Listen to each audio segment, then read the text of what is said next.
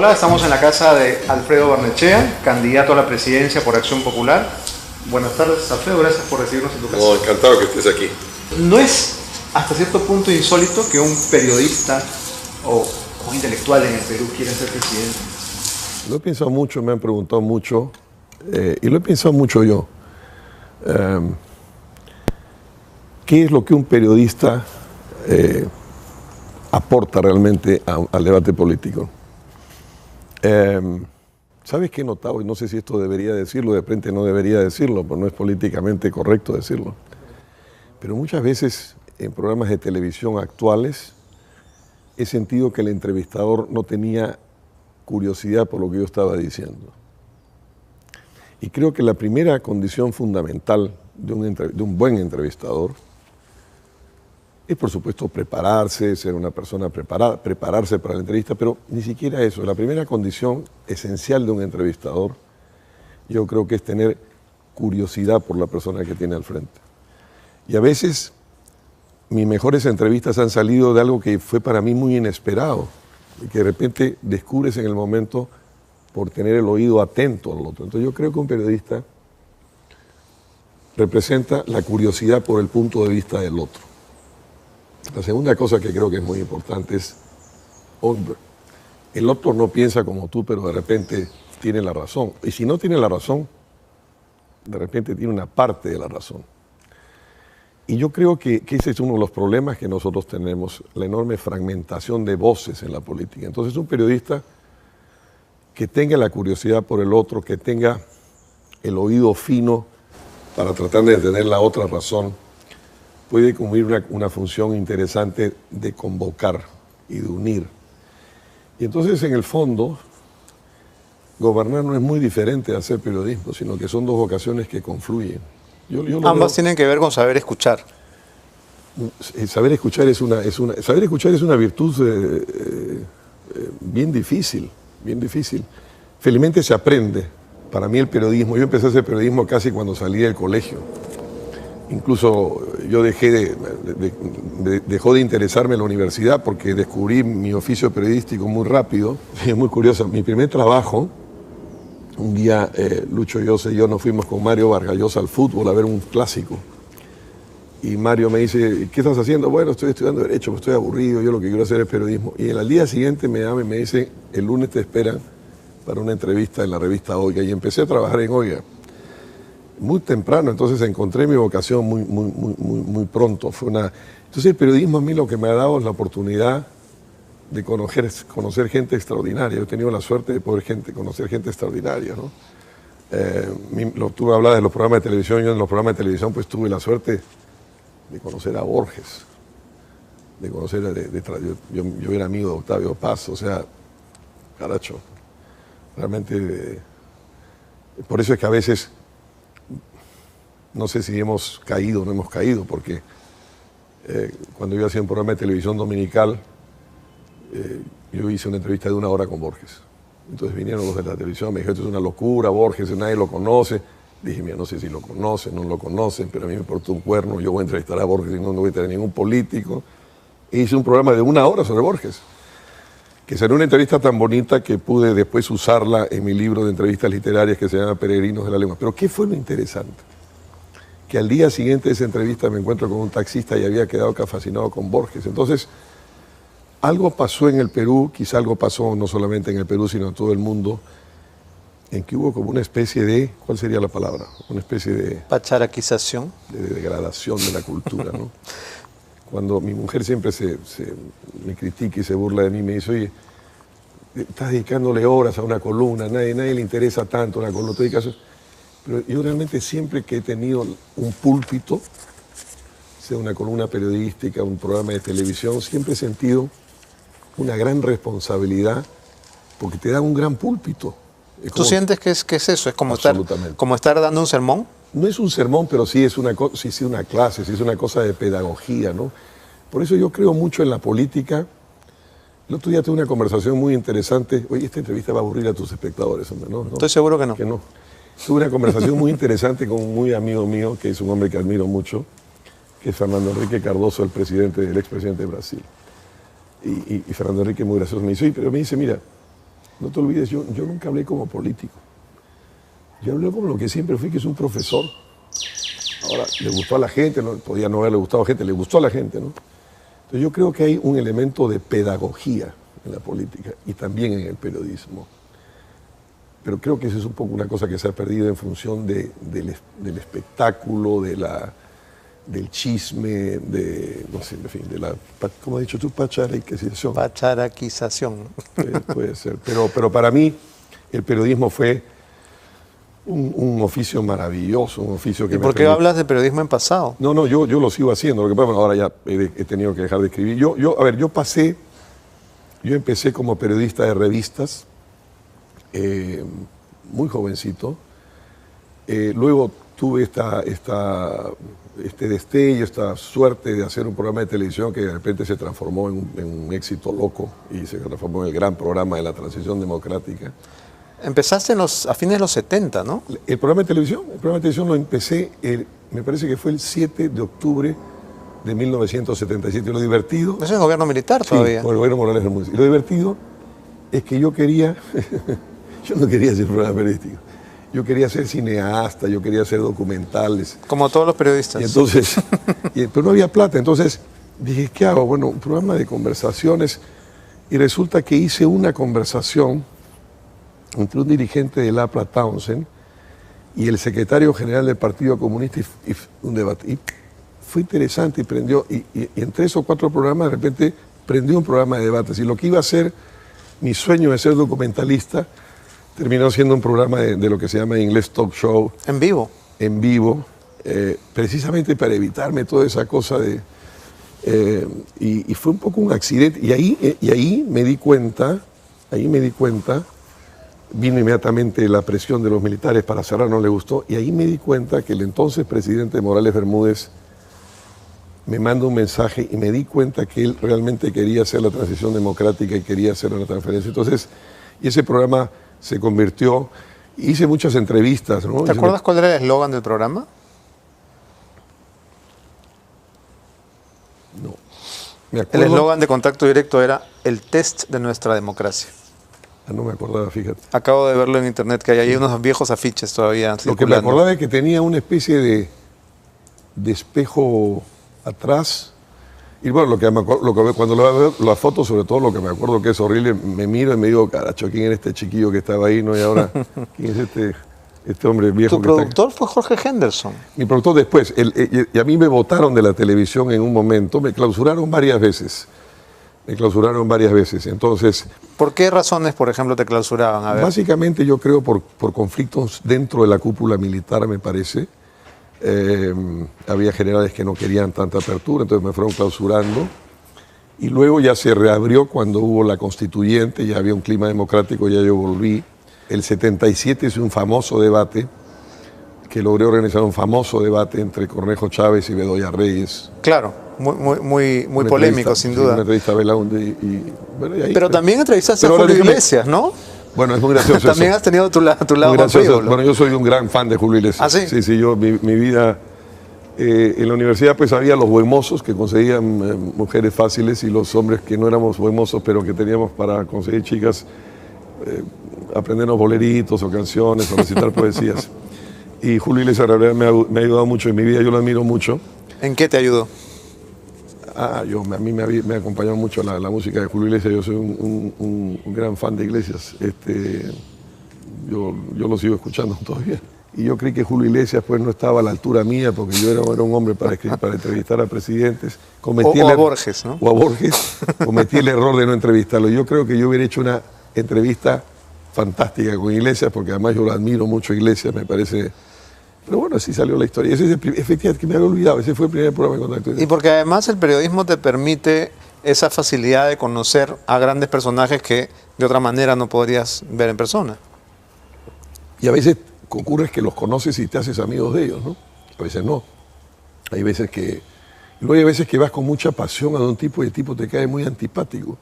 O vas con muy poco interés y de repente descubres un personaje muy interesante, ¿no?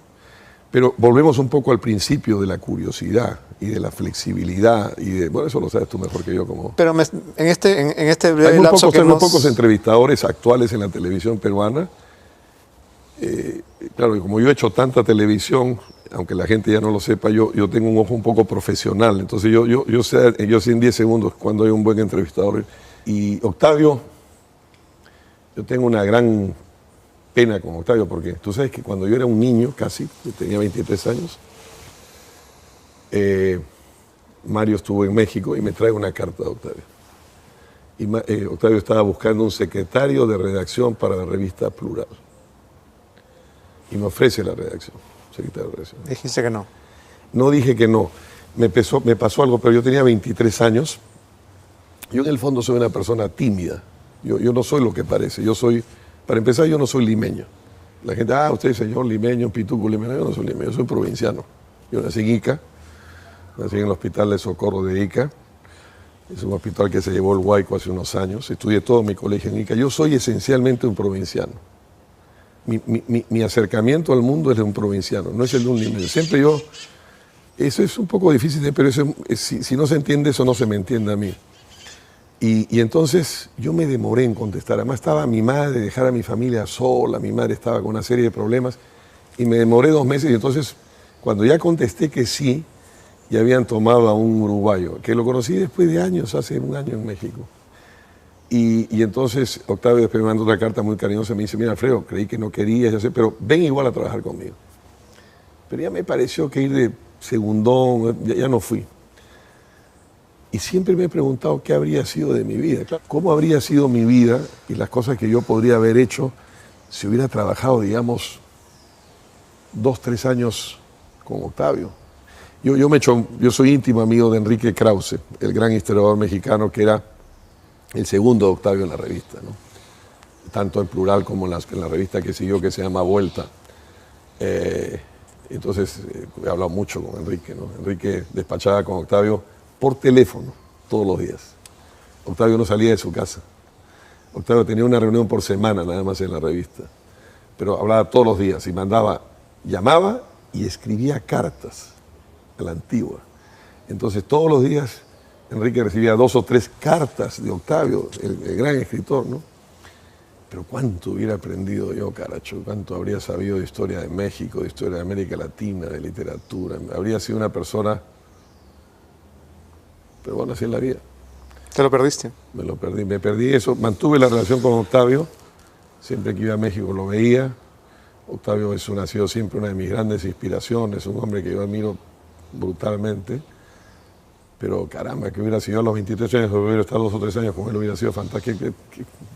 10 universidades, ¿no? Claro, 2 años después de eso, yo tuve el programa de televisión que me hizo una persona muy famosa, que me dio muchos éxitos y me dio muchas satisfacciones, que cambió mi vida, me transformó, me hizo una persona distinta, me abrió puertas extraordinarias. O sea, al final salí ganando, digamos. ¿Y la fama te hizo mejor? En mi vida. Te contesto, pero déjame contestarte una cosa, porque nunca había reflexionado sobre esta pregunta. No es tan fácil esa pregunta. No, la fama... Nunca sentí la fama, tú sabes. O sea, era famoso, iba al restaurante, me daban la mesa, pero... Famoso en Lima. Nunca mi modelo de referencia ha sido Lima. Entonces, y además yo siempre he sabido que ser famoso en Lima es como que, bueno, ser famoso en Lima es nada, pero no eso no es el mundo. De acuerdo. ¿No? Si yo fuese famoso en el Faubourg Saint-Honoré, en París, a una cuadra del Palacio del Eliseo, bueno, esa es la fama. O digamos, estoy en la Quinta Avenida y me paran a saludar, eso es la fama, pero ser famoso en Lima. Entonces, y además, para mí Lima no es un valor porque yo soy un provinciano. Entonces, yo siempre miraba a los limeños por encima del hombro, ¿no? Y entonces, pero yo para volver al anterior, que nunca había reflexionado, fíjate. ¿A qué edad conociste a Víctor Raúl Haya de la Torre? En 1969. Debe haber sido, no te puedo decir el mes, pero sí sé que era invierno. Tiene que haber sido junio, julio o agosto. ¿Cómo? ¿En qué circunstancia? Yo estaba en la universidad, yo había entrado a la universidad, yo era muy amigo y soy muy amigo de un sobrino carnal de Haya de la Torre, una persona, como toda la familia de Haya de la Torre, unas personas honorables y fantásticas, Agustín Haya de la Torre, me invitó a ver a su tío. Y entonces llegamos, muy interesante, eran 13, yo era el último, y a mí me dice... Yo nunca tuve idea de cómo Aya La Torre sabía eso. Me dijo, tú eres sobrino nieto, me dijo, que hablaba así, ¿no? De Carlos Bustamante y Bailián. Un señor que había muerto muchos años antes que yo hubiera nacido. Le dije, sí, fue de mis primeros seguidores, me dijo. Entonces nunca supe. Y ahí empecé a desarrollar una relación con él. Lo vi mucho y yo hablé mucho con Aya, pues, ¿no? Hablé mucho con Aya. En la época del gobierno de Velasco él estaba como una especie de exilio interior. Y entonces muchas veces Idiáquez me llamaba, el secretario muy fiel y gran persona de Aya, y me invitaba a ir a Villa Mercedes en la noche. Entonces yo los domingos me quedaba conversando con Aya, ¿no? Que es algo que ya no existe, ¿no? Esta idea de la tertulia, de irte un domingo a conversar con una persona más sabia que tú, creo que ya nadie hace eso. Bueno, se ha perdido la conversación, pero se ha perdido, yo creo, otra cosa más importante que es esta transmisión cultural intergeneracional, ¿no? Entonces, tú estabas sentado con Aya y de repente ella te decía, porque cuando estuve con Román Roland, o porque cuando estaba con Einstein en Princeton, entonces, claro, Aya había conocido a toda esa gente, ¿no? Esas conversaciones con Aya, fantásticas. Esas conversaciones con ella y otras conversaciones que yo tuve después con otro gran peruano, que son también mi otro seminario académico, que son las conversaciones con Belaúnde, ¿no? Pero eran dos personajes muy distintos. Tú con ella podías hablar de todo, de Hegel, de Federico el Grande, de la Revolución Francesa. ¿Y con Belaúnde no? Con Belaúnde solo se hablaba del Perú. Con Belaúnde, fíjate, es bien curioso porque en realidad Belaúnde tenía una educación más cosmopolita que Aya. Aya tenía la formación de un provinciano, era un trujillano. Estudió en la Universidad de San Marcos, no terminó nunca porque hizo política. Aya luego se exila a México, donde es secretario de Vasconcelos el 24, y se va a Europa, hace la Gran Tour. Hay un momento muy importante, el año 27, que va al Congreso Antiimperialista de Bruselas. Es el primer gran latinoamericano que no sigue a los comunistas, que rompe con los comunistas. Va a Rusia, entonces, pero era un provinciano. Belaúnde, en cambio, como su padre lo exilan a París, Belaúnde se educa en un liceo francés, hablaba un francés perfecto. Y luego va a estudiar a Estados Unidos arquitectura, o sea, era muy cosmopolita, pero con Belaúnde no hablaba de nada. Con Belaúnde solo se hablaba de Belaúnde y sacaba un mapa viejo del Perú, o te decía, no, esto mapa, que me está usted diciendo, Alfredo, se parece a algo que pasó el 45, cuando Castilla entra, vamos a hablar del libro de Ludulanto, o de repente Belaúnde te decía, oiga, Alfredo, usted se está yendo de viaje, ¿no? Sí. ¿Me puede traer este libro que ha salido del profesor de la universidad de no sé dónde, que es una nueva edición sobre las irrigaciones en el Perú? Muy interesante, pero muy obsedido. Es interesante, ¿no? Qué curioso, no había pensado esta que te acabo de decir, pero eran dos personajes muy distintos, los dos de una honradez intachable y acrisolada. Los dos eran personas, y eso es una cosa muy importante que la política peruana perdió. ¿Aya La Torre habría sido un buen presidente del Perú? Tengo unas ciertas dudas. ¿Por qué? Porque era un filósofo, era un pensador. Belaúnde no era un ingeniero, ni un arquitecto, pero era un constructor. Belaúnde era un hombre extraordinariamente práctico. Y luego, esto que debo decir, no sé si lo debo decir, pero como estamos hablando de cosas que no había pensado decir... Todo lo que no debas decir, puedes decirlo ahora. Hay una gran diferencia, fíjate, que es muy, muy interesante. Aya tenía una cierta fascinación por la élite limeña. ¿Qué es lo que explica su evolución política? Belaúnde, que en el fondo era un señorito, era un hombre profundamente independiente de los ricos. No tiene ningún compromiso con los ricos del Perú. ¿Y tú, Alfredo, eres un señorito? No, yo soy lo que soy. Yo soy un provinciano, soy un iqueño, soy un típico producto de clase media. Pero esta no es una casa de clase media. Viste, es una familia de clase media acomodada. Y ahora, lo que pasa es que yo me he pasado mi vida trabajando. Entonces yo me he pasado mi vida trabajando. Cuéntale a la gente en qué has trabajado. ¿En qué momento? Porque ¿en toda mi vida? No, bueno, no todo el currículum, pero los trabajos que tú sientes que te han marcado, que te han hecho quién eres. Bueno, el trabajo que me ha hecho quién eres es el periodismo, sin duda ninguna. Sin duda ninguna.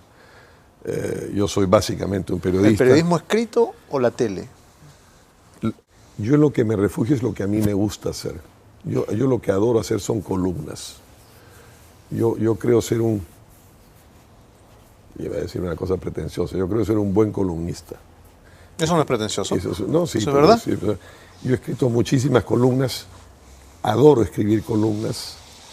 Pero no se puede vivir de escribir columnas. No, por supuesto no. Imagínate. Eso es lo malo. Bueno, si eres Mario Vargas Llosa o sí, puedes vivir de escribir las columnas, pero yo creo que eso es lo que a mí me gusta. Yo soy un columnista. Soy, por ejemplo, yo no soy un hombre de periódicos, ¿no? Soy un hombre de revistas. Y yo ¿No te gusta la neurosis del periodismo diario?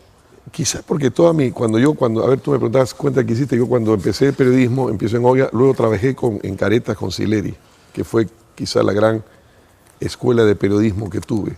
Ahora, últimamente, ¿qué he hecho? He hecho muchas cosas. En la última década, digamos, entre el 2001, 2002,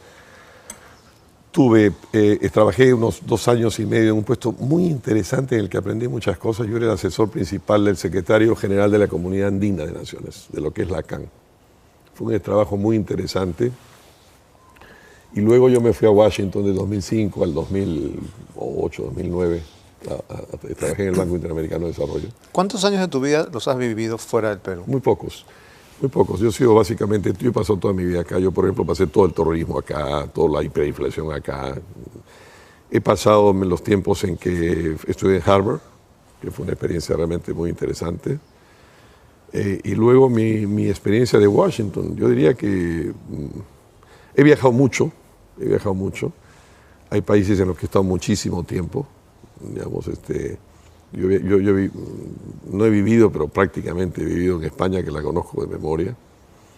Pero básicamente yo he vivido acá en Perú. Y en donde yo quiero vivir es en Ica, que es en lo que yo espero mudarme. No si ganas. Bueno, pero si gano algún día terminaré, porque son 5 años y ten la seguridad que termino, me voy a vivir a Ica de todas maneras, ¿no?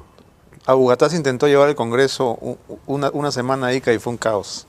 No sé cómo sería llevar Palacio. Pero Palacio hay que llevarlo también al Perú, ¿no? Esa es una vieja...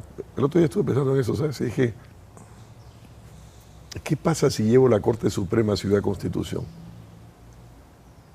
Que es una pequeña ciudad que Belaún dice en el centro, en la marginal. Así se hizo Brasil. Tú sabes que Brasilia... La Corte Suprema. Sí. Se me ocurrió la Corte Suprema, dije...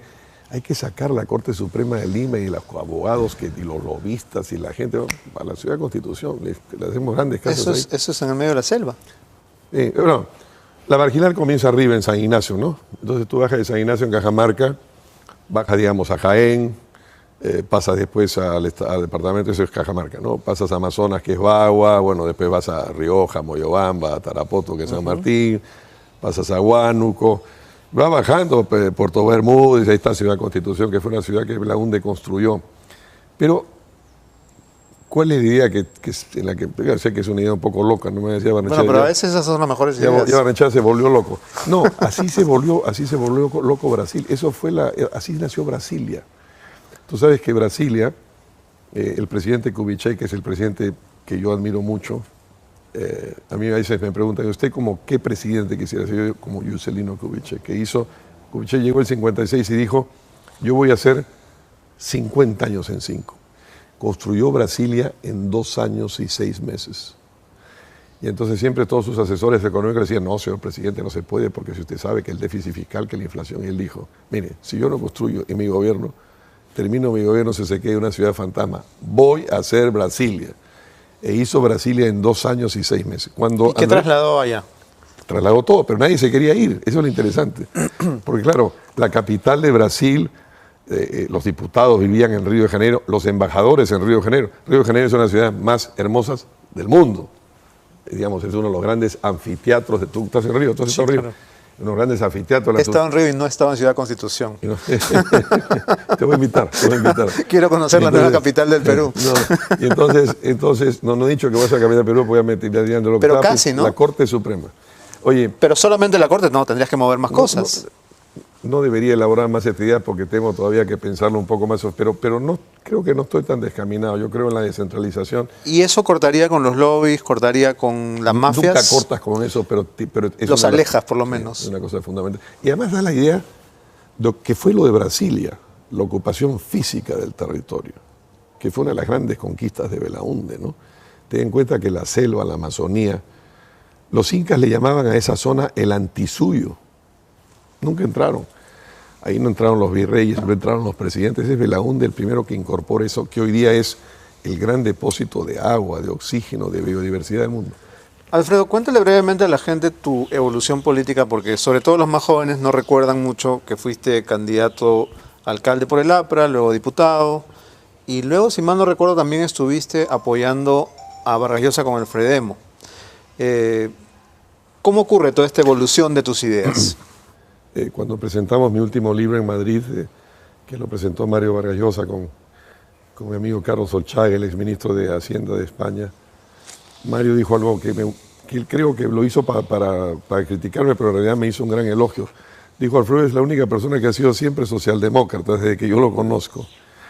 Entonces, era normal que yo tuviese una fascinación por el pensamiento de Haya, que era eso, ¿no?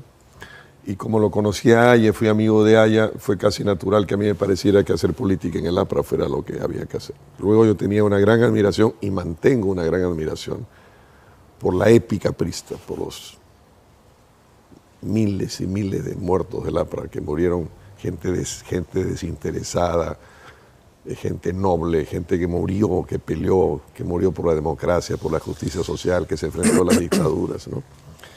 Entonces, cuando muere Haya, el día que muere Haya, que se entierra Haya, yo sentí instintivamente que yo tenía que hacer algo para continuar eso. Pero luego, cuando viene el gobierno de García, su política económica me parecía un disparate, me pareció muy poco coherente, entonces yo me enfrenté a la política económica de García y rompo con García. El 85 asume García y el 87 tú renuncias, siendo diputado. Yo me enfrento al 87, yo no sé si renuncio al 87 o enero del 88, pero como efecto de la política de la estatización de la banca. Pero renuncias a la bancada, porque no podías dejar de ser congresista. No, yo no podía renunciar a la bancada, porque no se podía renunciar a la bancada, es un puesto irrenunciable, pero yo me quedo apartado, me quedo en la práctica en una marginalidad política, y me quedo 27, 28 años independiente. El 90, cuando Mario es candidato, yo lo apoyo, pero yo no acepto ser candidato al Parlamento, no me parecía ético ni elegante que si yo había sido electo por el APRA y el 90 fuese diputado. Entonces no fui, me fui a Harvard y me quedé independiente 27 años. Pero en ese lapso, en ese largo tránsito, yo me hice muy amigo de Belaúnde, sobre todo desde que salió del gobierno, muy amigo de Belaúnde. Pero el primer gobierno es un gobierno realmente transformador. La gente se olvida, Beto, ahora nos ilumina esta luz.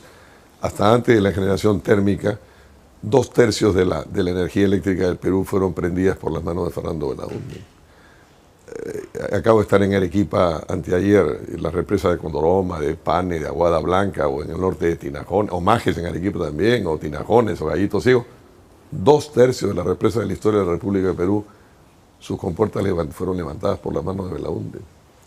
La incorporación que ya te hablé de la selva, que es uno de los grandes actos históricos de la historia del Perú.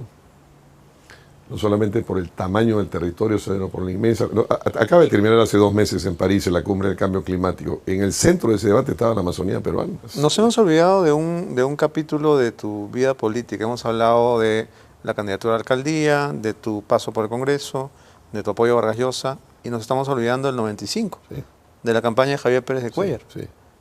¿Cuál fue tu rol ahí? Bueno, yo tuve unas largas conversaciones con él. Hay que contarle a la gente que Pérez de Cuéllar es el padre de tu esposa, ¿verdad? No es el padre de el padrastro. No, tampoco. Él estuvo casado 38 años con la mamá de Claudia, que ella sí era una mujer extraordinaria. La gente siempre habla mal de las suegras, pero yo adoraba a mi suegra. Mi suegra para mí es una tragedia que no esté viva. Marcela Temple. Era una mujer brillantísima. Primero era de las mujeres más bellas del mundo.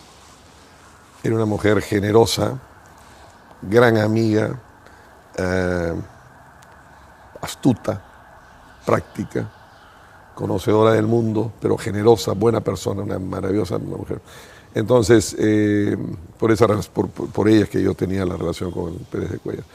Y Y entonces él creía que podía ser candidato. Tuvimos una larga conversación, esto no lo he contado nunca. Hay gente que atribuye a que yo lo impulsé a ser candidato. No, yo pensé que él no le ganaba nunca a Fujimori. Y tuvimos una conversación larga en París, caminando en el Quai d'Orsay, por el Quai d'Orsay, al costado del río Sena, frente al Ministerio de Relaciones Exteriores, que por eso se llama el Quai d'Orsay. Y le dije, bueno, es muy difícil, pero él creía que, entonces, bueno, pero sí, me vas a ayudar, entonces yo por supuesto que sí. Me pareció un acto muy, muy valeroso de Pérez de Cuéllar, un acto muy noble de enfrentarse y meterse en política. Además, enfrentarse a un poder omnímodo en ese momento. Sí, entonces me parecía que fue una cosa, digamos, valiosa que se hizo, que hicimos, que es crear una alternativa de contrapeso a ese poder omnímodo que había en ese momento.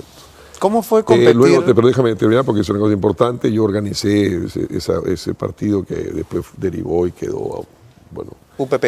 Unión por el Perú, le puse el nombre, lo organicé, yo lo creé, pero yo no aproveché ese partido, yo no fui candidato a nada, ¿no? Yo hubiera podido... Pero ¿eras miembro del partido o tampoco? No fui miembro del partido. A pesar de que lo creaste. Sí. ¿Y esa campaña no intervine para nada en las fórmulas parlamentarias que se hicieron. Y por supuesto no acepté ser candidato a nada, ¿no? Porque yo lo que estaba haciendo ahí era un simple servicio cívico de contribuir a luchar contra un régimen que me parecía y me parece que fue una peste para el Perú, porque los dos grandes pecados para los sistemas de gobierno, en el fondo desde los tiempos de Grecia y de Roma, son la dictadura y la corrupción, y generalmente van juntos. Y eso fue el fujimorismo en el fondo. ¿Cómo fue enfrentarse con el fujimontesinismo en una campaña electoral cuando tenían todos los medios capturados, cuando sabías que el juego iba a ser sucio? Bueno, fue una cosa bastante romántica, fue una campaña también sin apoyos económicos, enfrentado al inmenso poder, controlado por gente de seguridad del Estado que te seguía a todas partes, parecía como una broma. La campaña de Mario fue una campaña intelectualmente más interesante, fue una campaña que creó un clima intelectual distinto en el Perú. Pero yo tuve, no una discusión, fue una discusión, pero le dije, Mario, estás cometiendo un error fundamental que es abandonar el centro. Y entonces me acuerdo que Mario me dice, esas son tus ilusiones socialdemócratas, el centro no existe, ¿no? Yo le digo, el centro siempre existe. Entonces yo no estaba, había todo un grupo de mucho empresario, que claro, cuando apenas llegó Fujimori se pasaron todos con zapatos y todo a Fujimori, ¿no? Que rodearon a Mario todo este mundo, del cual precisamente porque yo no soy limeño, y yo soy una persona sin compromiso con los grupos de poder económico, los conozco, los puedo tratar, pero no pertenezco a ese mundo, ni quiero pertenecer.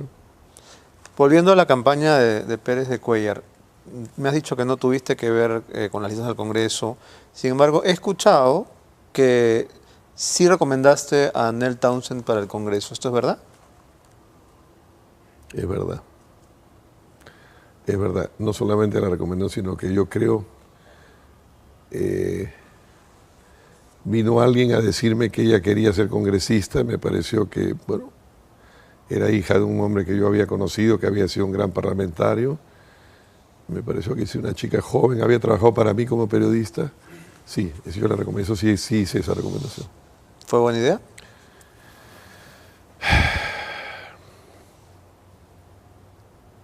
En ese momento yo creo que sí, porque tú no puedes prever la evolución posterior, ¿no? Pero en ese momento sí, en ese momento yo creo que fue una decisión, sí. La gente no recuerda que tanto Anel como Josefina son básicamente periodistas. Sí. Y ella formó... Las dos trabajaban para mí en Canal 9. Claro, eso es lo que quería recordar. Sí. Hiciste un programa en el cual también trabajaba Verónica Insausti, ¿verdad? Verónica trabajaba, magnífica periodista. Pero Anel no trabajó ahí. Anel también. Anel trabajó también, Anel y Josefina. Anel trabajó, sí, las dos trabajaron ahí, sí. Es un programa corto, porque se interrumpió esos programas justamente porque vino la campaña del 95. ¿Cómo se llamaba? No me acuerdo el nombre. Puede llamarse en directo, puede haberse En llamado, directo. sí, que era como una continuación de Contacto y Directo, y entonces eran dos puntos de vista sobre un tema. Eso me divirtió. Era muy divertido, tú sabes, Beto, porque ahí me di cuenta de lo que era la tiranía del rating. Yo había hecho televisión en los 70 cuando el dueño del rating era yo. Eran dos canales de televisión, además yo era 8 de la noche del domingo y yo era el dueño del rating. Entonces, además nunca miré rating, jamás miré rating. No existía, pues, ¿no? No sé, pero yo no lo miraba en todo caso. Qué suerte. Esa fue la última vez que hiciste televisión. Sí, yo hice también por esos años, un poquito antes, 93, eso 94. es 93, 94. Yo hice televisión en el 93 en Estados Unidos con CNN, que estaba asociado a Telemundo, y Telemundo me pidió que yo fuera el periodista y querían llevarme. Ya me quisieron pasar a Atlanta como jefe de los, ya no me interesó. Pero desde Miami hice algunas cosas, hice un programa que se pasó en todos los países de América Latina, que fue un debate el día que se inauguraba Clinton. Clinton habló e hizo un debate entre 3 presidentes de América Latina. Pero sí, pero la televisión me... Pero lo interesante de la televisión, lo que me gusta de la televisión es quizá ese tipo de formatos de conversación. Mucho se criticó, Alfredo, la televisión de los años de Fujimori porque, bueno, todos lo sabemos, había canales comprados, etc.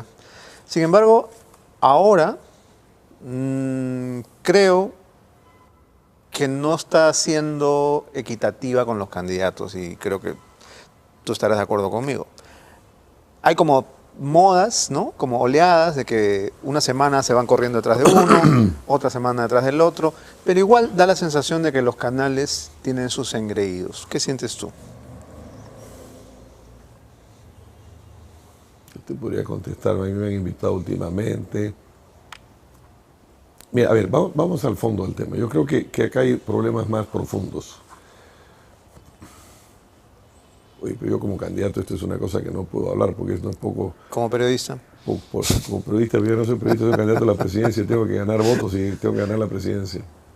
Porque hay que cambiar este país. Pero yo creo que hay muchos problemas envueltos en tu pregunta. El primero son los intereses.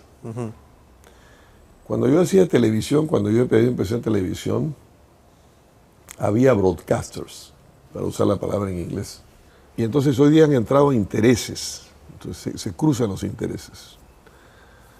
Eso pasa en todo el mundo, ¿eh? O sea, no es una cosa de la que tampoco hay que horrorizarse. En todo el mundo hay cruces de intereses. Por ejemplo, hace muy poco tiempo la gran familia italiana Agnelli, dueño de Fiat, ha comprado parte importantísima del semanario The Economist. O los mismos Agnelli son accionistas de los grandes periódicos italianos y tienen intereses industriales y financieros y tal. O Berlusconi. Entonces, pero era muy importante cuando la televisión estaba en manos de broadcasters y no de otros empresarios con intereses. Luego creo que hay otro problema. Yo creo que hay un problema en la formación. Creo que antes había más calidad. Había menos canales, pero había más calidad, había más rigor. Los periodistas eran más ¿cuál es la palabra? Cultos.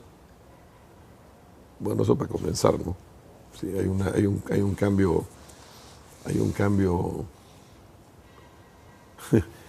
Siempre cuando me preguntan los periodistas, oye, ¿usted va a una escuela de periodismo? Siempre digo, no vaya a una escuela de periodismo. Estudie economía, estudie derecho, estudie historia, estudie varias cosas a la vez. El periodismo al final es una técnica, y eso se aprende, ¿no?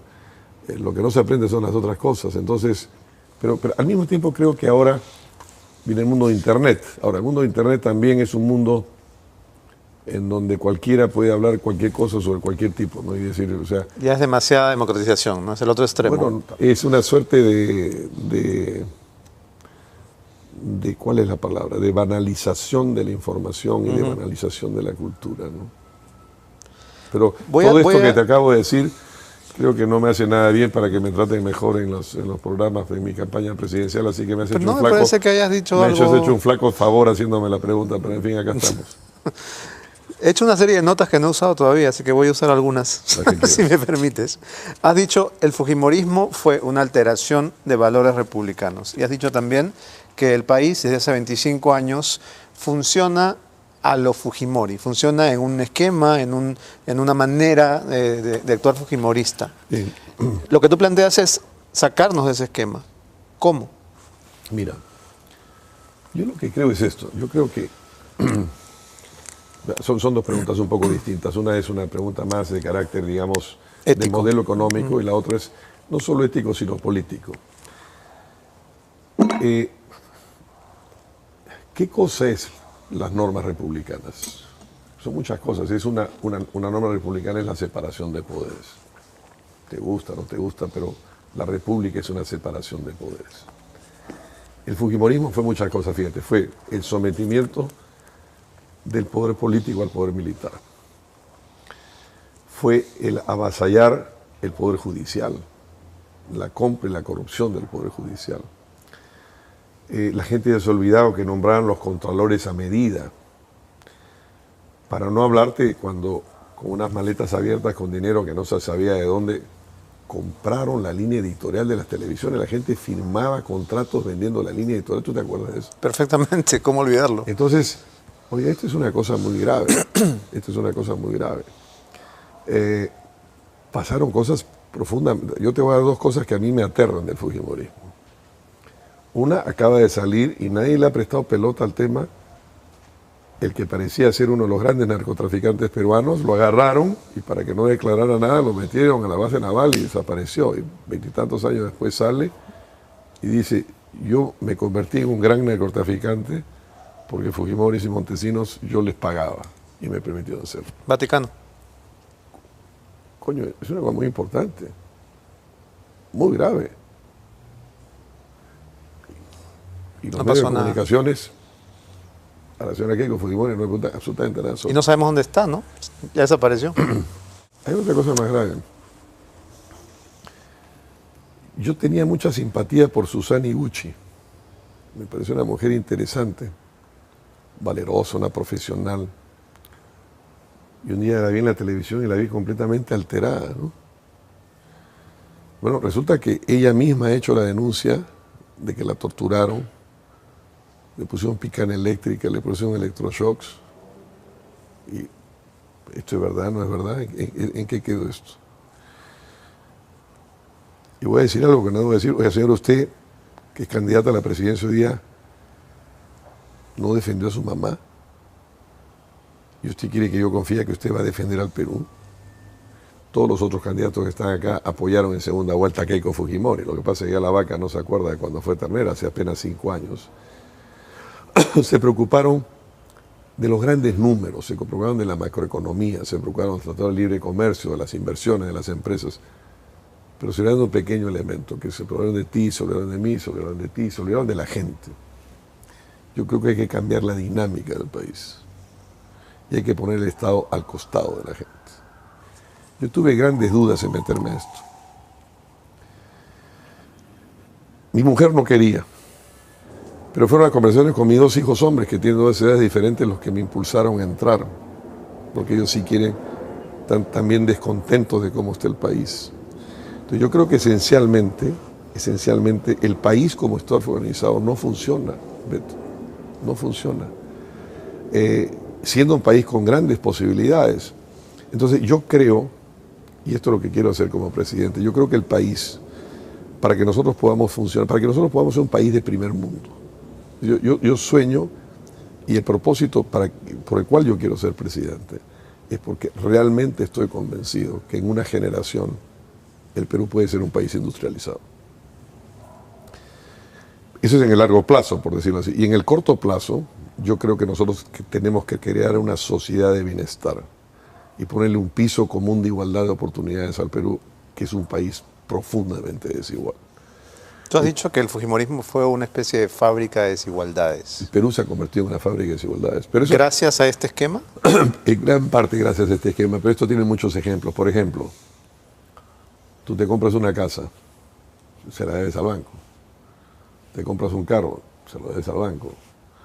Te compras una refrigeradora, se la debes a Ripley o a Saga Falabella. Compras comida, se la debes a Totus. Si al final de mes tú no logras pagar, como casi todas las familias peruanas que no le sacan, te clavan unos intereses. La inflación hoy día es 4%, 4.4%, pero unos intereses que no son el 8, ni 12, ni 16, ni 20, 120, 150, 200%. Y no hay nadie que controle eso. Viene, por ejemplo, el tema fundamental que yo planteo el tema del gas. Me han salido al frente muchos intereses. El diario El Comercio, por ejemplo, no ha publicado una sola noticia sobre mi candidatura desde que yo fui electo el 20 de diciembre. Pero sí ha hecho editoriales contra mi posición. Y los editorialistas contra mí, 3 o 4 editoriales. ¿Se pueden renegociar los contratos? Todo contrato se puede renegociar. Un contrato es un acuerdo entre partes. Existen muchísimos contratos internacionales en el mundo de gas, de petróleo, de minería, de cualquier... Todo se renegocia. Tú alquilas mañana un departamento y a los 6 meses te das cuenta que está pagando mucho, vas y le pides al dueño que vas a renegociar, es normal.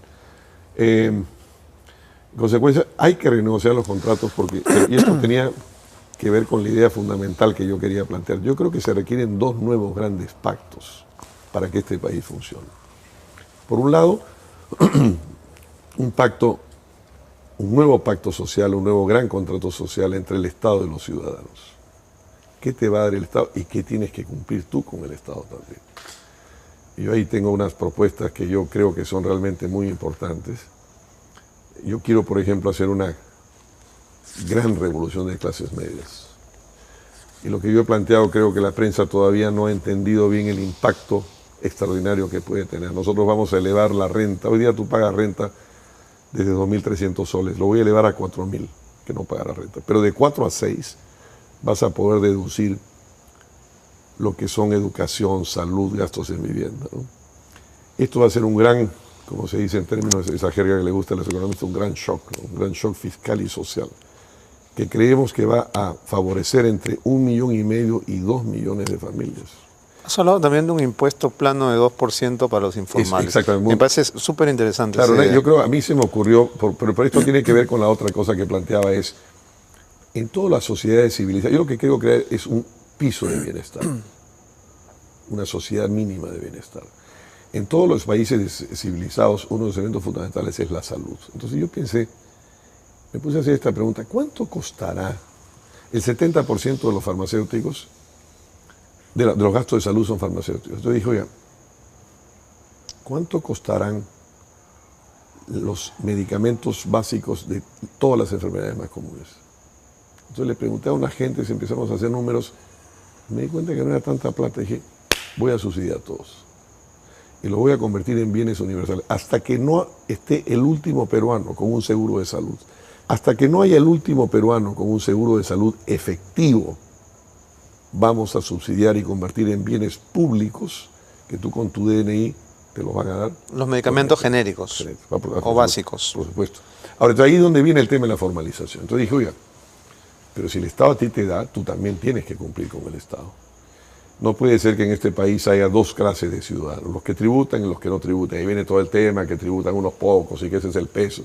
Entonces yo pensé y dije, mire, más allá de las ideas de Hernando de Soto, es muy interesante, vamos a encontrar un instrumento concreto. Usted me va a pagar un impuesto plano, independientemente de cuánto gane, un impuesto plano, fijo, que hemos fijado un poco arbitrariamente en 2% del salario mínimo. ¿Cómo lo controlas? Un solo gran documento de identidad. Y tú en el chip de tu DNI puedes tener almacenada cualquier información. Y esto a mí me pareció una cosa interesante que creo que se puede aplicar.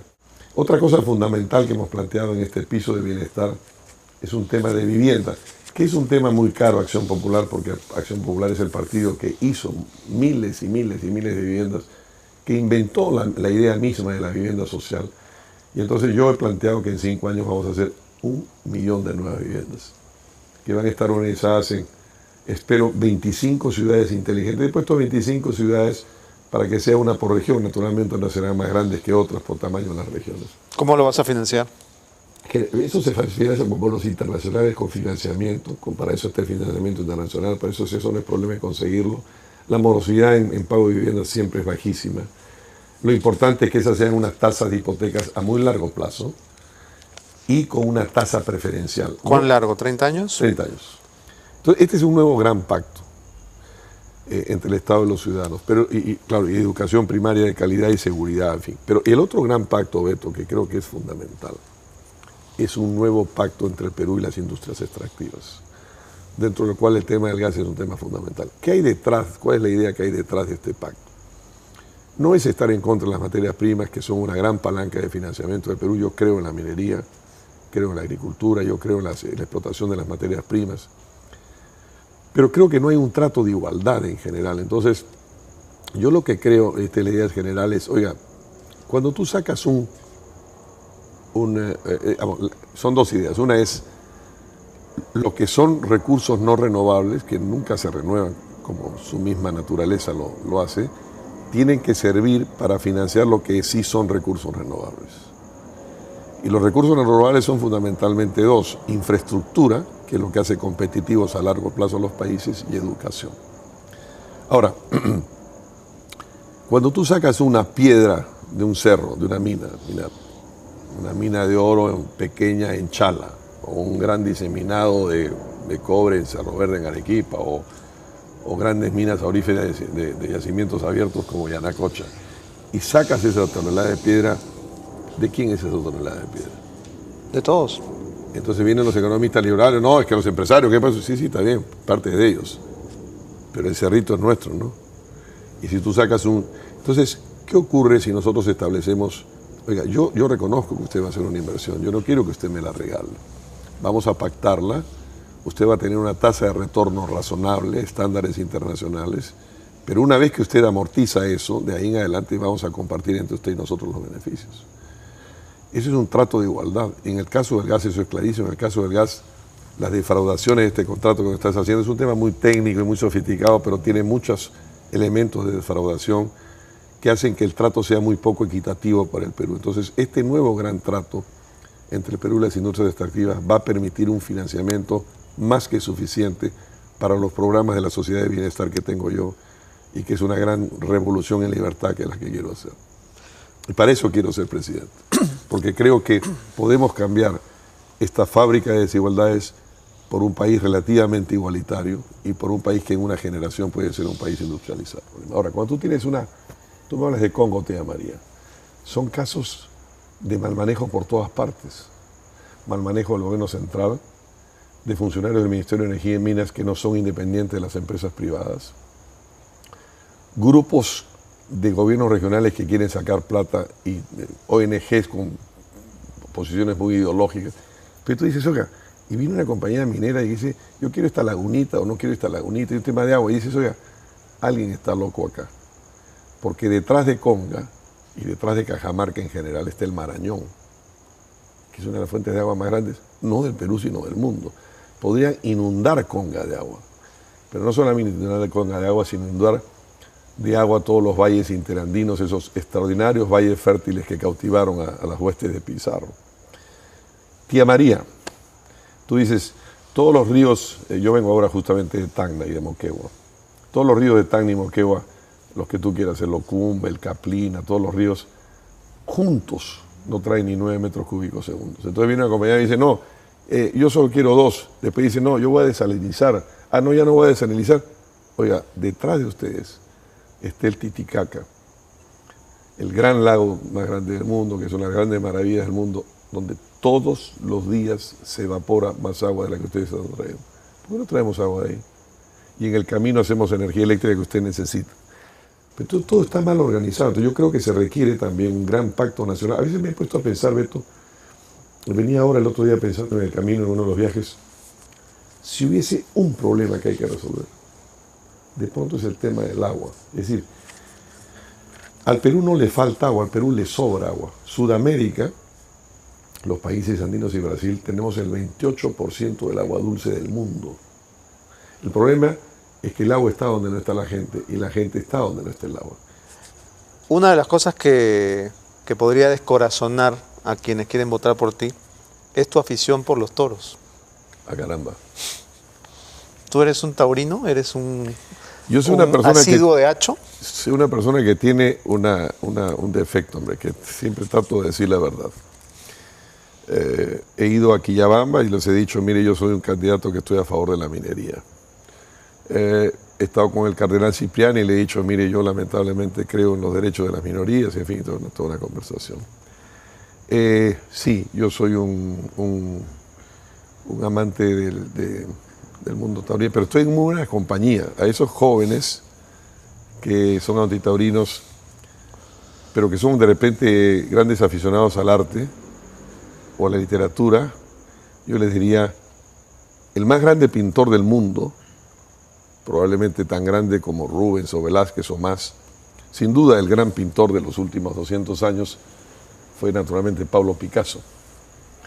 Pablo Picasso era una persona que no podía dejar de ir a los toros. Él estaba exilado en Francia, así que iba a Nîmes y a Arles, en Arles y en Nîmes, porque descubrió en el mundo de los toros un enorme simbolismo de enfrentamiento entre la vida y la muerte, y de cómo era un arte en que a través del arte tú encontrabas una mitología del mundo. O un escritor como Hemingway, ¿no? En consecuencia, pero además te contestaría de otra manera. Tú conoces Cajamarca, me ha dicho que no has ido a Ciudad Constitución, pero has ido a Cajamarca. Sí, claro. Pero habrás ido a la capital. Pero si tú vas a Cajamarca y vas a Celendín, a Cutervo, a Chota, a San Miguel, es el departamento más taurino del mundo. Lo que no puedo es disfrazar, lo que no puedo es no ser lo que yo soy. Yo soy un provinciano criollo, yo pertenezco al mundo criollo. Me has dicho qué significaba para Picasso, pero no me has dicho qué significa para ti. ¿Qué te da, qué te inspira una corrida de toros? La enorme belleza de los toros es que parece un arte del espacio. Se desarrolla en un espacio, pero en el fondo es un arte del tiempo.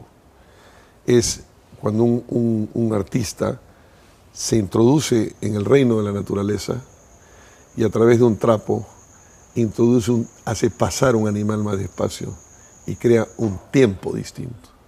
Y cuando uno sabe de toros y encuentra eso, la sensación estética de eso es una cosa absolutamente extraordinaria. Y tiene además, obviamente, un profundo componente de tragedia, ¿no?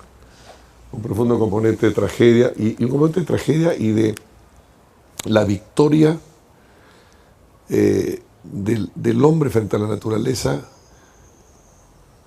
por el coraje y por el arte, ¿no? Es una cosa muy interesante. A veces, porque no siempre gana. Sí, pero a ver, esta discusión la voy a perder. Yo no estoy siendo antitaurino, solo te estoy preguntando. No voy a perder porque sé que hay una serie de clichés sobre pero yo lo que tengo que ser es muy honesto contigo. Yo creo que va a ser más interesante que digas más que contigo, yo tengo que ser honesto conmigo. Eso es lo que yo soy, eso es lo que creo, eso es a mí lo que me gusta.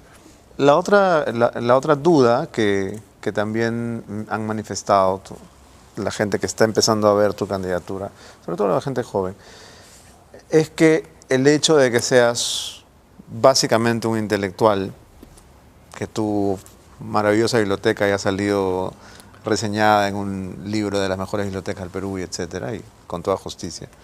Pierdo votos cada vez que le enseño, ¿no? Puede, voy a empezar a apuntar mis libros. Puede dar la sensación, no leer libros. sí, puede dar la sensación de que estás en una especie de torre de marfil, ¿verdad? Entre libros de filosofía, poesía, literatura y... Yo no leo ni filosofía ni poesía. Bueno, leí poesía. ¿Poesía mucho. no? Sí, no, poesía sí. Poesía leí mucha poesía. No te me caigas. ¿Cómo no, leí mucha poesía. Estaba pensando en novelas. Poesía sigo leyendo. Ya no leo novelas. Pero te preguntaba si eso no piensas que podría alejarte de la realidad. A ver, es que eso tiene que ver también con la imagen que la gente se ha hecho de la política. O de ti. Pero olvídate de mí por el momento. Y pensemos, los grandes políticos de América Latina, los grandes presidentes de América Latina, los que cambiaron América Latina, eran intelectuales.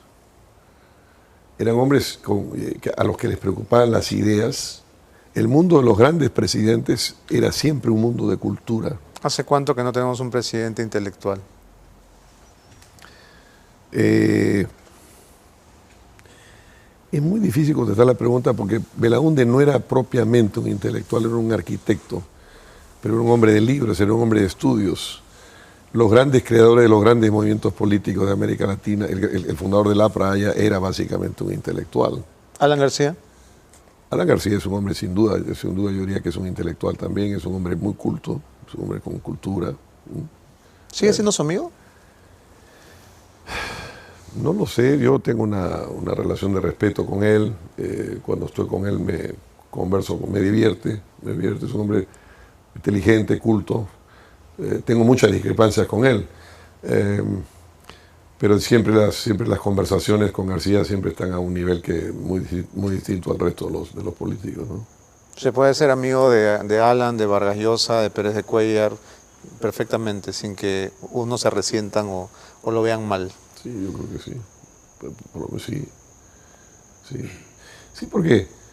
Porque yo siempre he sido muy, con lo que volvemos al principio de la conversación, muy respetuoso del punto de vista del otro, ¿no? Y en esta campaña, por ejemplo, siempre me preguntan por los candidatos, yo no opino sobre los candidatos, trato de no personalizar, porque quiero que esta campaña sea una campaña de ideas, o sea, yo estoy en esta campaña no por intereses, sino por ideas. Es decir, yo creo que lo que hay que hacer es cambiar la dirección del país. El país como está no va a funcionar. ¿Ha dicho que 1,5 millones de soles Sí, es tu presupuesto de sí, campaña? sí. No es nada, ¿no? Bueno, pero eso es lo que podemos Escuchando hacer. las cifras que manejan otros. Nosotros somos un partido sin recursos, somos un partido, en 1956, Belaúnde dice que abrió los brazos y dijo, estoy aquí solo. Pero estoy sin camiones, sin matones, sin millones. Y sin ladrones. Yo he dicho, estoy aquí solo, somos un partido sin millones, pero sin ladrones. Y te voy a decir algo que quizás no le va a gustar a mis amigos empresarios, pero prefiero estar solo. Yo prefiero no tener menos plata en la campaña, pero si yo llego a ser presidente, yo voy a llegar a ser presidente sin ningún compromiso con los ricos de este país. ¿Admitirías, siendo tan admirador de la obra de Belaúnde, que en su gobierno el terrorismo realmente logró florecer? Sí, bueno, digamos, se despertó, pero es que el terrorismo forma parte de muchas cosas, ¿no? Esa frase que le atribuyen de que los terroristas eran unos avijeos, No, en esa es realidad, una frase... ¿la dijo o no la dijo? Porque... No lo sé, pero eso no es una frase de los 80, eso se le atribuye en la época del primer gobierno. Tiene una explicación, tú sabes, ¿no? Un día me dijo el presidente Belaúnde, me dijo, que tiene muchas cosas, me dijo, pero cuando tú estás sentado acá en la presidencia, me decía, cuando uno está sentado en la presidencia, uno tiene que exaltar lo grande del Perú y minimizar lo malo del Perú. No es que uno sea un tonto, pero uno tiene que cumplir una función de promoción del Perú y pedagogía del Perú. Entonces, cuando aparecieron los primeros guerrilleros de izquierda, que además eran grupos muy minoritarios en los años 60, ahí es donde hay la frase de los avijeros, eso no fue el 80. ¿Por qué estás tan convencido en tu apoyo a la unión civil, siendo que también es una propuesta impopular? Mira, yo soy un... Tú has venido a mi casa, yo estoy casado con mi mujer, que no debía decir tanto tiempo, ¿no? Porque tengo 32 años de casado con mi mujer, tengo una familia... Pero digamos, todos me han dicho no te puedes pronunciar porque el marketing, que no sé qué, que no es verdad, es como con los toros. Yo tengo que ser, yo sé en lo que yo creo y en la verdad. ¿Qué es lo que yo realmente creo en el fondo? Yo he tratado de expresarlo de la siguiente manera. Mira, la civilización es un largo proceso. Es un largo proceso que en el mundo fue la separación del Estado y de la Iglesia, ¿no? Y el Estado ocupándose de lo que tiene que ocuparse, y la Iglesia o las iglesias, pues son distintas, ocupándose de lo que tienen que ocuparse. Cuando esto no ocurre, sino se mezclan, como se mezclan ahora en las teocracias islámicas, como el ISIS. ¿Y en el Perú? Antes de entrar al Perú, te voy a poner un ejemplo más internacional, se produce las imposiciones del velo, las barbaridades que hacen con las mujeres, etcétera. En consecuencia, son retrocesos de civilización y son vueltas a la barbarie. Y luego las democracias, hay dos maneras de entender las democracias. La manera más fácil y más simple, la democracia es el mandato de la mayoría. Sí, por supuesto. Pero a veces el mandato de las mayorías, si no hay otro elemento adicional que es el respeto de las minorías, se transforma también en barbarie. Todas las minorías tienen derechos y el Estado tiene que proteger esos derechos, independiente de lo que el presidente de la República y los gobiernos piensen. Y mi obligación como presidente de un país moderno. Yo quiero que el Perú sea un país moderno. Yo quiero que el Perú sea un país del primer mundo. Yo no quiero que el Perú tenga los estándares de Sierra Leona. Yo quiero que tenga los estándares... el otro día me dijeron, pues usted sería un gran presidente, usted es el hombre más, pero usted sería un presidente de Suiza. Y yo dije, no, porque yo soy de Ica. Y cuando salí de la televisión dije, he sido un estúpido. He debido decir, sí, quiero ser un presidente como Suiza. Porque usted me está hablando entonces de un país donde la policía funciona, ¿no? Donde el juez es honesto y funciona. Entonces yo lo que creo es que el Estado tiene que proteger los derechos de la minoría y que cada uno organice su vida privada como quiera. Y una vez que tiene eso, tienen derechos económicos y derechos civiles que nosotros tenemos que respetar.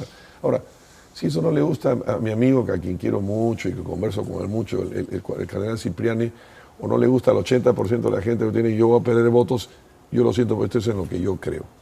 Y esto es lo que yo quiero hacer. Yo quiero que el Perú sea un país moderno, sea un país plural, sea un país que respete la diversidad. ¿Sea un país que no le dé dinero a las iglesias? Yo no creo que los estados tienen que dar dinero a las iglesias. Yo tampoco, pero le damos. Sí, bueno, yo sé que es un viejo, hay concordato, hay tratados internacionales, ¿no?, que yo voy a respetar, o sea que esto es un tema más técnicamente más complejo, pero esencialmente, yo soy católico. O sea, no ¿Vas soy a misa los domingos? A ver, mi madre murió hace un mes, un poquito más de un mes, de un cáncer horrible, terminal. Felizmente fue muy rápido, oye, porque si se hubiera demorado mucho hubiera sido un sufrimiento horrible. O sea que en medio de todo, mi madre era una mujer inteligentísima y maravillosa. Y en medio de la tragedia fue una bendición que fuera rápido. Y fue una enseñanza tan extraordinaria y para mí fue tan impactante la tranquilidad y la serenidad de mi madre por la profunda religiosidad que ella tiene. Y todos esos días que la vi pensé tanto en eso, dije, qué maravilla, yo no tengo eso. Yo no soy un católico como ella. Soy un pecador. Ahora, otro tema que se me pasó cuando estaba transmitiendo las inquietudes de los cibernautas es tu supuesta amistad con Remigio Morales y Rómulo León. ¿Ambos son amigos tuyos? Sí, los conozco hace muchos años, ¿no? Sí. No los veo prácticamente nunca, pero los he visto durante muchos años, sí. ¿Y mantienen una relación o es una amistad, digamos, esporádica? Digamos, los veo a la muerte, o sea, no los veo, digamos, Rómulo León no lo veo, Remigio Morales he visto más a su padre, que le tengo mucho aprecio al presidente Morales. Pero también tengo muchos otros amigos que te podría dar también que de repente pueden... No, de hecho a lo largo de esta conversación has mencionado Mira, yo he sido eres... una persona, yo he sido una persona que he tratado a mucha gente. Yo no soy una persona muy sociable. Si yo pudiera no salir de mi biblioteca no saldría, ¿no? Entonces tengo tantas cosas que hacer. Pero todo esto viene porque hubo un petroaudio, hubo una conversación en que me grabaron hablando con Rómulo León, que parece que él tenía unos negocios, estaba en otros negocios que son materia pública. Y esto comenzó de la siguiente manera. Yo me enteré que un judío peruano, un señor Maiman, a quien yo no conocía, tenía interés en hacer cosas, y este señor había hecho, yo estoy muy interesado en los temas de energía hace muchos años, y en el tema del gas. Y él había participado estructurando el gasoducto entre Egipto e Israel, que fue una operación muy sofisticada de llevar gas egipcio a Israel, una cosa muy interesante. Y me enteré que quería hacer cosas en Perú, en la época del gobierno García, me pareció interesante. Y a mí se me ocurrió, hombre, si te ha hecho Egipto e Israel, de repente quiere hacer un ducto peruano-Chile, y ese es un tema que a mí me interesaba mucho para controlarlo. Y entonces iba a escribir para una revista americana un ensayo sobre la energía y el gas y tal. Pero yo no sabía pues, si este señor venía, no venía, si García lo... Entonces, yo soy un periodista, yo pregunto todo. Y lo que hice fue preguntar una cosa. Y entonces le dije, ¿a quién llamo, no? Este hombre hizo negocios en el primer gobierno de García, pero yo no sabía. ¿A quién llamo? Que esto... Voy a llamar a León, que era una persona que estaba ligada al gobierno. Entonces le pregunté. La mala suerte que había una mafia que estaba grabando, mafia que le dio a otros periodistas mafiosos la información, porque esos periodistas que se presumen periodistas de investigación no investigaban nada, eran simplemente el último eslabón y le entregaban en un buzón lo que la mafia estaba grabando, ¿no? O sea que esos periodistas que filtraron esa información eran el anexo o la última milla de la mafia de BTR o lo que fuese. BTR, ¿no? Bueno. Y entonces pregunté, eso fue todo. Ya después con todos los líos ya no escribí el artículo y ahí quedó. Pero yo no tengo ninguna relación de negocios con el señor León ni con el señor Morales, ni he hecho nunca un negocio con el Estado. ¿No se sientes que quisieron salpicarte de alguna manera? Sí, pero bueno, yo inmediatamente salí, fue muy gracioso porque vino una persona y me dijo, oye, tienes que conseguirte un abogado. Yo tengo que conseguir un abogado, le dije, yo no tengo ningún negocio, no tengo nada que esconder, esta noche voy a la televisión. Y pero eso, bueno, lo repiten y me preguntan, esta pregunta que me has hecho tú le he contestado ya 37 veces. Y la van a preguntar 37 veces más. Pero bueno, es normal, es comprensible, son los costos de la democracia, pero yo los trabajos que yo he hecho con empresas internacionales, en mis contratos yo siempre he exigido que yo no hago lobbies, sino yo no represento intereses. Alguna vez le pregunté a Lourdes Flores cuánto costaba un pan y no me supo responder. Yo no te voy a preguntar cuánto cuesta un pan, te voy a preguntar. No, yo te puedo contestar. ¿Sí? ¿Cuánto? Pero te voy a contestar de una manera. Compro, no debía contestarte esto porque mi mujer me dice que eso me hace daño porque me está engordando. ¿Te manda a comprar pan? Mi mujer manda a comprar pan, a veces los domingos. Okay. Compro en Robeño el pan. Estamos vacunados con los apolaros. Compro pan de yema, pero en realidad lo que yo compro es el chancay. Ajá. Que es lo que a mí me gusta. El chancay de buen gusto, ¿no? No, bueno, ese gusto también, efectivamente. El chancay de buen gusto me cuesta... El chancay de Robeño me cuesta 50 centavos, el de buen gusto me cuesta por ahí. Pero ese no es el precio del pan, ¿ah? Pero no es el precio del pan, no. El precio del pan es menos. Depende de qué pan compres. Claro. Si compras el pan francés o compras el pan de... Pero yo sé el precio del pan. ¿Cuál es? Lo que compro en Robeño lo pago en 20 centavos. Me has dicho el precio del chancay, no me has dicho el precio del pan. ¿Por qué es lo que como yo, pues? Bueno, nada light, dicho sea de paso, ¿no? ¿Con mantequilla? Lamentablemente, Sí, con mucha pues, mantequilla, sí, y sí. ese es el problema que mi mujer me dice, mejor cómete el pan más barato y no uses el chancay. ¿Qué otra pregunta? ¿Sabes cuánto cuesta el galón de gasolina? El de 84. Te puedo decir cuánto cuesta el de 90, Que es el que tú compras. que es el que uso yo. ¿Cuánto? Y te puedo decir cuál es el grifo más barato. El grifo más barato está en la Panamericana Sur, es el grifo Bolívar. Ya. Y pagué ayer 10 soles 77. 10 soles, es alto, ¿eh? Y es alto ahora, debía estar más barato. ¿El pasaje en Metropolitano cuánto cuesta? Yo no tomo Metropolitano, Yo tampoco. porque voy en carro. Depende, pues los pasajes en combi, en Metropolitano, que tú puedes estar pagando entre un sol 20 o un sol 50. Pero ¿esto viene a propósito de qué? Para saber la realidad. A propósito de cuánto conoces un poco. Pero la yo no vida soy, pues, cotidiana de yo no, los peruanos en yo la no, calle, sí, ¿no? claro, sí. Lo conozco bastante, pero mira, pero quien la conoce mejor es mi mujer. Mi mujer es una... Esta pregunta tienes que hacer. Tu mujer no va a gobernar, prometes, ¿no? ¿Qué necesita tu campaña para ¿Levantarse? reventar, Yo para diría que romperla? Yo diría que un poco de tiempo. ¿Solo tiempo? Bueno, las campañas se mueven por tiempo y por plata, pero yo no quiero tener plata.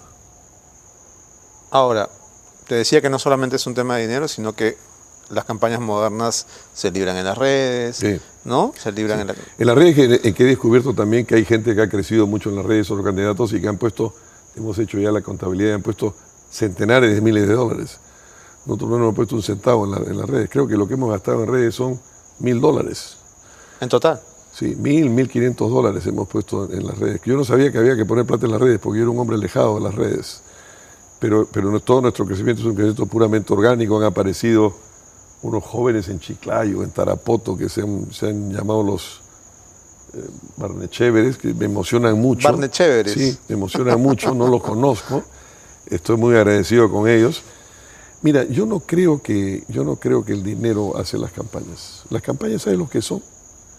Son sueños. Son sueños. El sueño de que, oiga, ¿usted por qué yo me meto en esto por un sueño? Tengo el sueño de un país diferente. I have a dream. I have a dream. ¿Quién sí. dijo eso? Bueno, eso fue Luther King. Que también está de moda. Porque, bueno. Sí, me hubiera gustado estar en esa marcha en Washington, I have a dream, ¿no? ¿Quién no?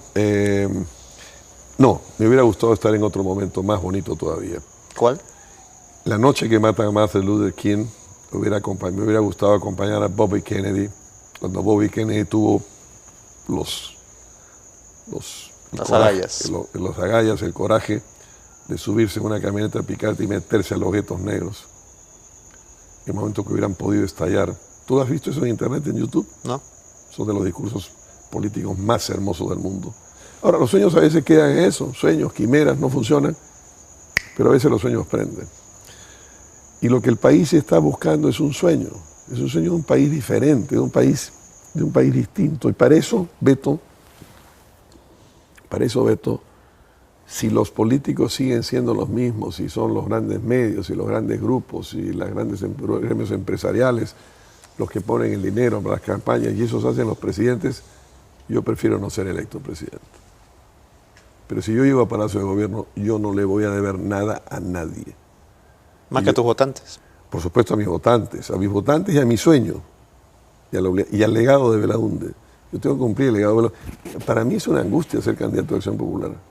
Yo estoy en los zapatos de Belaúnde, no solamente un periodista, un visionario, sino un hombre que salió pobrísimo de Palacio, con un carro viejo que a veces no funcionaba y que fue a vivir en un departamento que no era suyo, es un pequeño departamento comprado con la herencia de su mujer. Después de toda esta conversación en la que hemos hablado hasta de poesía, yo creí que me ibas a hacer recitar una poesía, pero dije no, mejor no. Bueno, hemos empezado recitando una poesía, no sé si nos han grabado, sería bonito. La única duda que tengo es... Vos eres el único periodista que yo sepa que puede hacer a la Limón esa poesía, porque los demás no la conocen. ¿Sí? No, es que ese es un poema maravilloso. ¿Cómo no sabérselo? Mi única duda, te decía, es cómo llevar todas estas ideas que has planteado esta tarde a los sectores C, D, E. ¿Cómo convencer a la gente que sobrevive con un sueldo mínimo, a la gente que para ir a trabajar se pasa 3 o 4 horas en un micro? Porque mi propuesta es para ellos. Sin duda, pero ¿cómo se la comunicas? Porque de hecho el lenguaje en que hemos hablado hoy no es un lenguaje que pueda llegar a todos, ¿no? Yo no creo eso. ¿No? Yo no creo eso. Yo creo que el ciudadano, yo creo en la profunda inteligencia del ciudadano, no solo peruano, sino en general. Todo ciudadano sabe qué necesita. Y además te voy a decir algo.